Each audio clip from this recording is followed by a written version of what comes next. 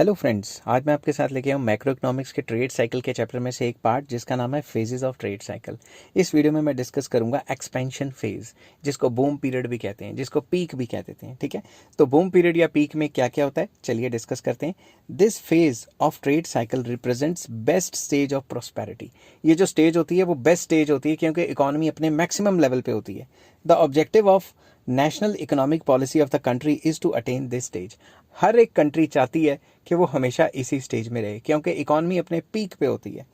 In this phase hectic economic activities go on and factors of production are put to optimum use. इस phase में क्या होता है, hectic economic activity, बहुत ज़्यादा इकोनॉमिक एक्टिविटीज़ हो रही होती हैं और जो जो फैक्टर्स ऑफ प्रोडक्शन होते हैं उनकी फुलर यूटिलाइजेशन हो रही होती है। ज़्यादातर सारे रिसोर्सेज एम्प्लॉयड होते हैं और कोई भी अनएम्प्लॉयड रिसोर्स नहीं रहता। अब आ जाते हैं इसके फीचर्स पे। फीचर्स, करेक्टरिस्टिक्स या खासियत एक ही बात है। पहला, इनकम और प्रोडक्शन इज मैक्सिमम।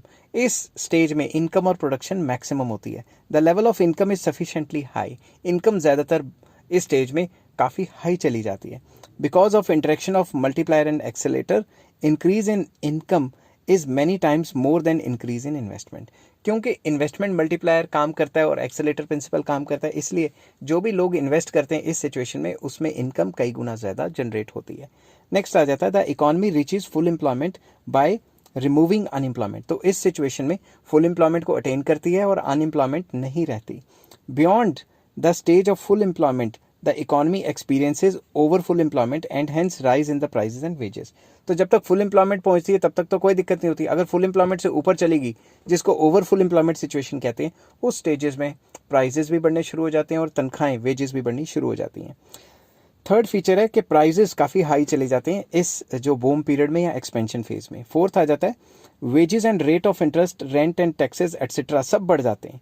ठीक है, but increase in all of these is less than increase in prices. ठीक है, इन सब में इंक्रीज तो आता है मगर जो प्राइजेस में इंक्रीज आता है वो उससे भी ज़्यादा होता है। दस real wages do not rise. तो इस सिचुएशन में रियल वेजेस या परचेजिंग पावर इतनी ज़्यादा नहीं बढ़ पाती। ठीक है, नेक्स्ट आ जाता है because of relatively more increase in prices than cost of production, profits rise very high.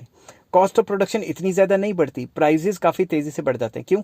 Cost of production के लिए तो उन्होंने पहले से ही लेबर रखा होता है, पहले से ही रॉ मटेरियल काफ़ी खरीद के रखा होता है, तो कॉस्टिंग इतनी तेज़ी से नहीं बढ़ती मगर प्राइजेस काफ़ी तेज़ी से बढ़ती है, जिस वजह से प्रॉफिट्स काफ़ी तेज़ी से भाग जाते हैं। Rise in profits is and possibility of their remaining high lead to rise in the price of shares। तो काफ़ी ज़्यादा प्राइजेस बढ़ रहे होते हैं, प्रॉफिटेबिलिटी बढ़ रही होती है और सबको ये लगता है कि आने वाले टाइम पे प्रॉफिट्स और बढ़ेंगे, तो शेयर मार्केट में शेयर प्राइजेस काफ़ी हाई रहते हैं। As a result expectation of the profits rise further. तो उससे और ज़्यादा प्रॉफिट्स की जो है वो एस्टिमेशन बढ़ जाती है। अंडर कंडीशन ऑफ प्रॉस्पेरिटी या boom period, traders and entrepreneurs become optimist. जो ट्रेडर्स होते हैं या जो एंटरप्रेन्योर्स होते हैं वो ऑप्टिमिस्ट, आशावादी बन जाते हैं, वो कोई नेगेटिव थिंकिंग सोचते नहीं। All kinds of productive and speculative activities grow.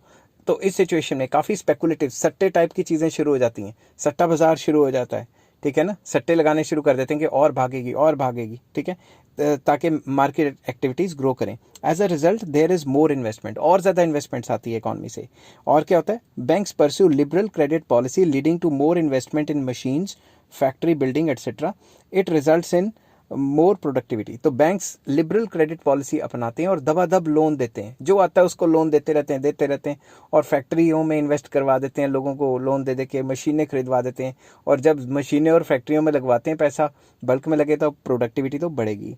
Under condition of prosperity, producers expand economic activity by stimulating demand for consumer goods and rise in the price level। तो prosperity या boom period में क्या होता है, producers अपनी economic activity expand कर देते हैं जिससे डिमांड फॉर कंज्यूमर गुड्स बढ़ जाती, क्योंकि जितने ज़्यादा लोगों को जॉब्स देंगे प्रोड्यूसर उतना मार्केट में ज़्यादा पैसा होगा तो डिमांड तो बढ़ेगी। Expenditure of the consumers rise and hence their demand. उनका खर्चा भी ज़्यादा होता है और उनकी डिमांड भी ज़्यादा होती है। Under condition of prosperity the process of expansion continues to be cumulative. तो जो भी प्रोसेस चल रहा था वो क्यूमुलेटिव, पहले से और ज़्यादा और ज़्यादा और ज़्यादा चल रहा होता है। And self sustained till the economy reaches the highest level of production called boom. ये तो ये एक्सपेंशन तब तक चलती रहती है जब तक जो इकोनॉमी है वो अपना मैक्सिमम पॉइंट नहीं रीच कर लेती, जिस पॉइंट को बूम पीरियड कह देते हैं। It is a situation of overfull employment and inflation. तो जब बूम टच करती है तो ओवरफुल एम्प्लॉयमेंट हो जाती है और इन्फ्लेशन आ जाती है, और उसके बाद इकॉनमी गिरनी शुरू हो जाती है। आई होप ये वीडियो आपको पसंद आई होगी। अगर पसंद आई तो please like, share and subscribe. Next video में मैं लेके आऊँगा कि रिसेशन क्या होता है, और इस चैप्टर के सारे लिंक आपको डिस्क्रिप्शन में मिल जाएंगे। आपको इधर उधर धक्के नहीं खाने पड़ेंगे। Take care, bye bye.